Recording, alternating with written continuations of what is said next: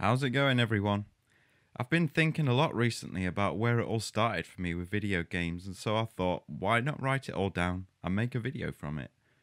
Some people might remember things the way I remember them, or it might even make you remember the things that I forgot about. So I decided to make this video about the journey I've had with video games throughout my life. The first time I came across such thing as a games console, it was the early 90s, and I was maybe 6 or 7. I remember my dad was working up in the loft, and being an inquisitive child, I always wondered what was up there. So I asked my dad to take me up there so I could explore the unknown. He hoisted me up into the loft, and I began looking around when I came across my dad's set of old toys from when he was a child. He had all sorts of things, but one thing in particular that caught my eye was a big grey box with the image of a screen and some sort of controller on it.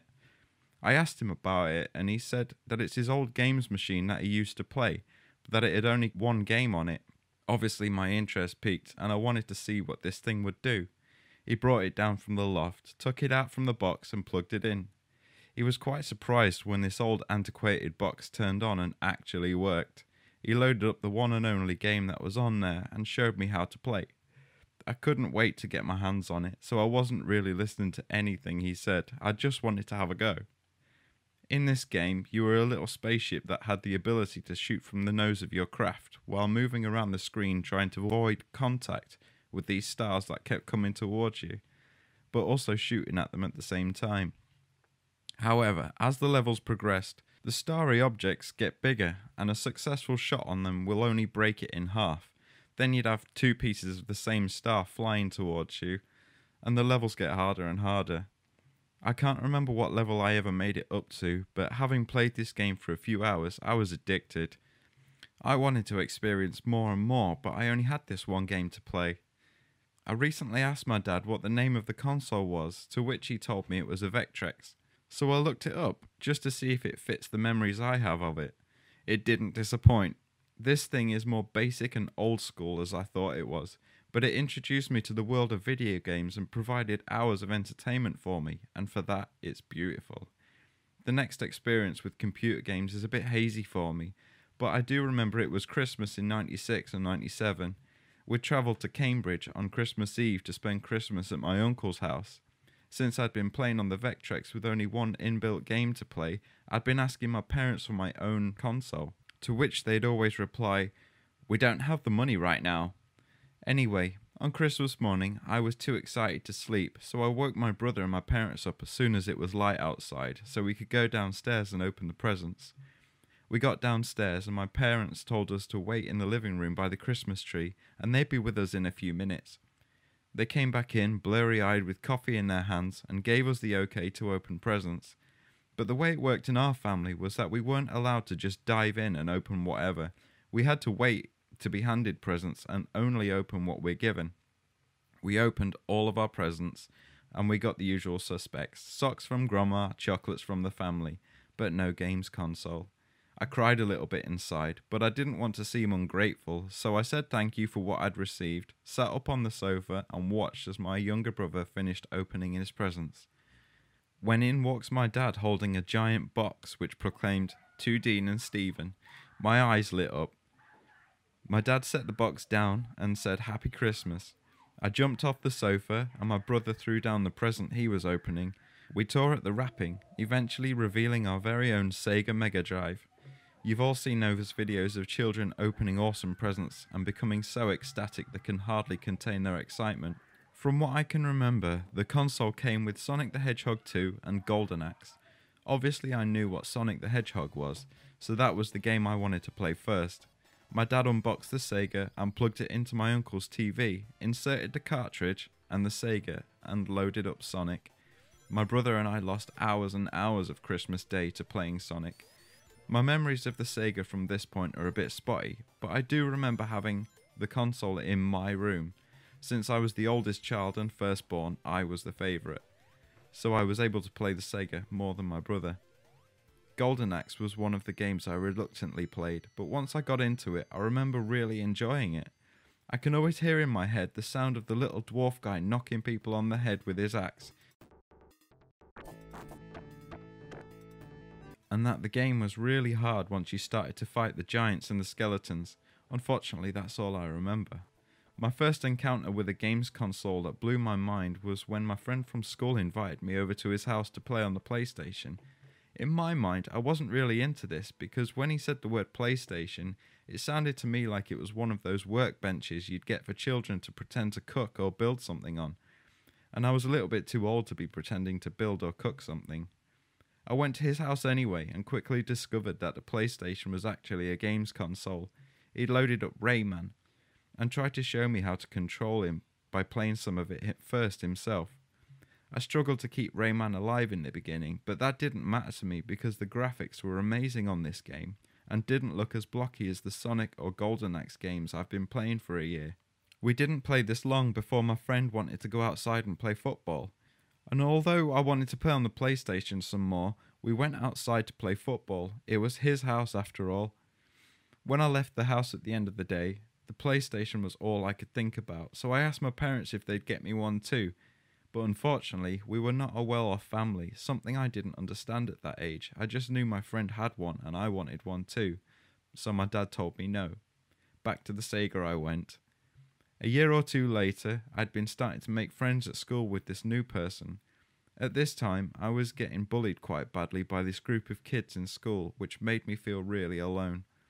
The person I was making friends with was seen as the naughty kid, but that didn't bother me because I just wanted to make a friend. He would stick up for me, and the bullies knew not to mess with him, so eventually they backed off. We had a lasting friendship throughout the entirety of the last few years of primary school. One evening, he'd invited me over to his house for dinner after school. So his dad picked us up and took us back to the house. The first thing he wanted to show me was this demo of a game he'd gotten with a games magazine on the PS1. He loaded up the game, showed me the buttons, and watched to see how I got on. The introduction on Metal Gear Solid came on. And what an introduction it is. I'd never seen anything like this before. The graphics were insane and the cutscenes were like something out of a movie. And to feel like you actually get to control a movie was amazing to me. I was hooked. The tension of this sneaking game with the immersive audio tied with the cool and immersive voice acting really thrusted you into the game. It felt really too bad when the demo came to an end shortly after the tanker area. I wanted to play more. Again, I reiterated to my parents when I went home that night that I needed to have a PlayStation, as if my life depended on it. They again said no. My birthday rolled around, and in the morning my parents again allowed me to open some of my presents, barring the main present, which I'd receive after school. I got a blow-up chair and loads of chocolate. The blow-up chair seemed to me to be a bit random, but it was cool anyway. The day at school passed, hour by hour, minute by painful minute, second by agonizing second, until the bell rang at the end of the day. I sprinted home. My parents told me to change my clothes, so I did, quickly. That scene in Bruce Almighty springs to mind. I came back downstairs to a big wrapped-up box with my name on it. I tore at the wrapping to reveal my very own PlayStation 1. This seemed to me to be the best day of my life so far. I ran the box upstairs and set it all up on the TV, only to realise that I had the PlayStation but I didn't have any games. I knew I needed to save up all my pocket money so I could buy Metal Gear Solid, since this game was the whole reason I wanted to get a PlayStation in the first place. Mum shouted up to me, "Look under your pillow!" So I did, and it was a smaller present, probably about the size of a CD case. Ripped open the wrapping paper and there it was, Metal Gear Solid. This was amazing. I closed my curtains, loaded up the CD in the PlayStation, sat in my brand new blow-up chair and played this awesome new game until it was too late and my parents forced me off. I knew what I was going to be doing with my weekends from now on. Many games came and went into my PlayStation, but I didn't play any of them half as much as I played Metal Gear. I was in love with this game and must have gone through it hundreds of times. Even now, 20 years later, I could probably complete it with my eyes closed. Primary school was over and I joined big school.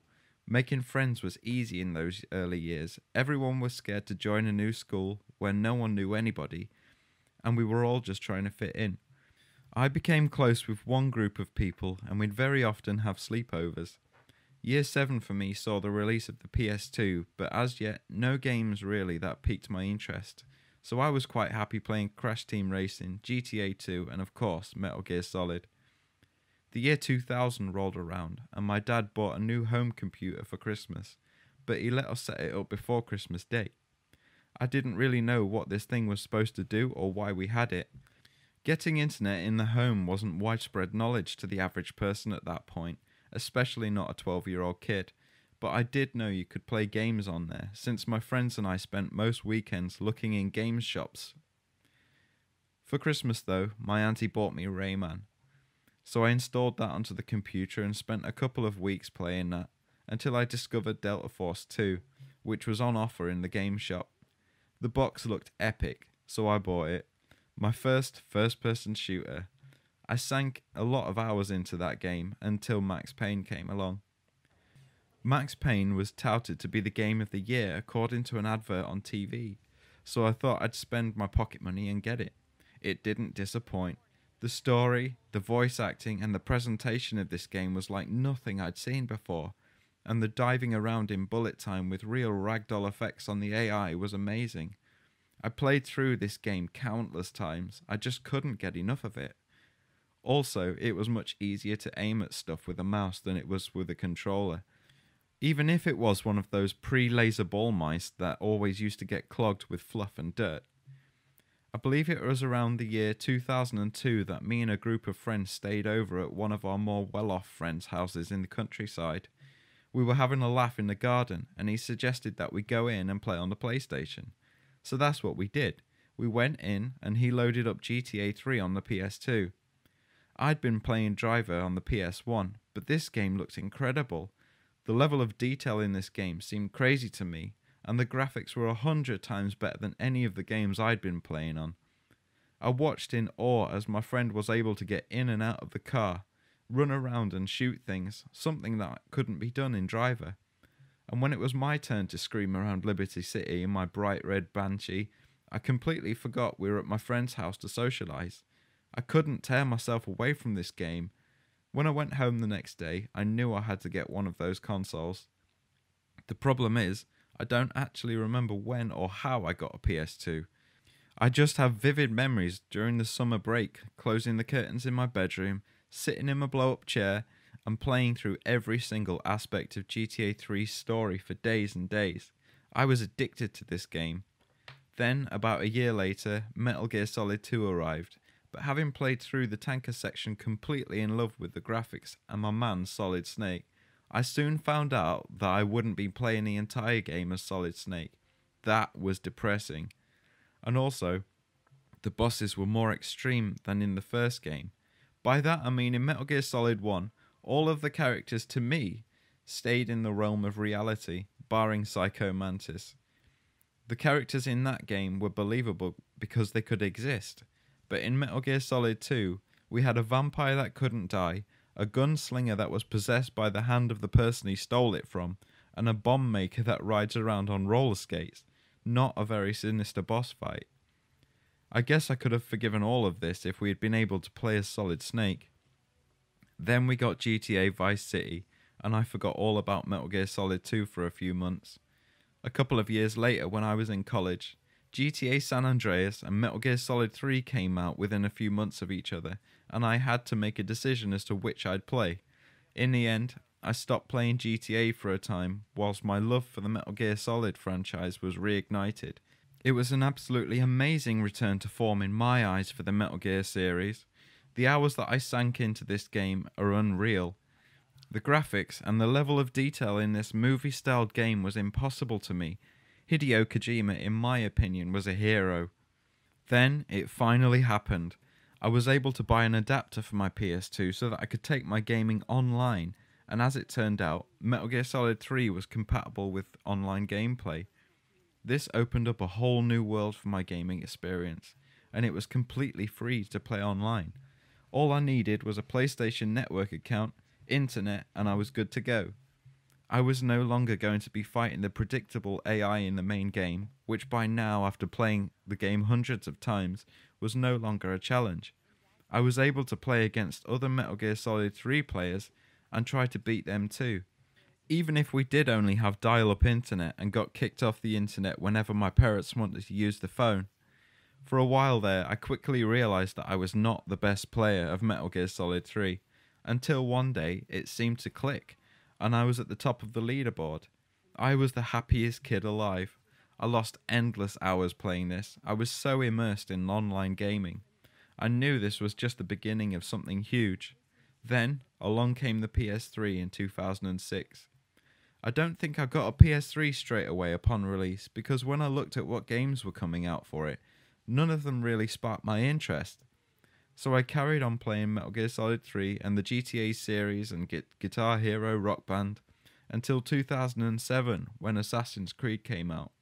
My friend kept going on and on about it, so I thought I'd get myself a PS3, as it was probably about time anyway.